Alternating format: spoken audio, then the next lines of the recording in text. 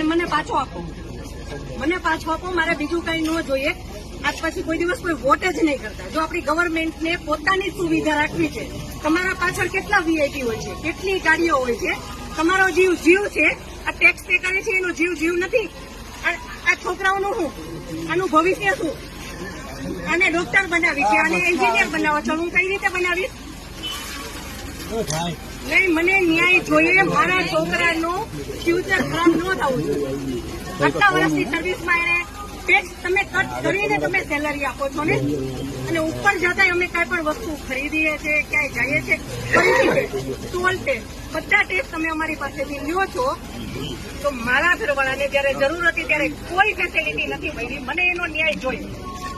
તમે લોકો અહીંયા જ રહ્યો, તમે કહો મને કે તમે શું કરશો એના માટે.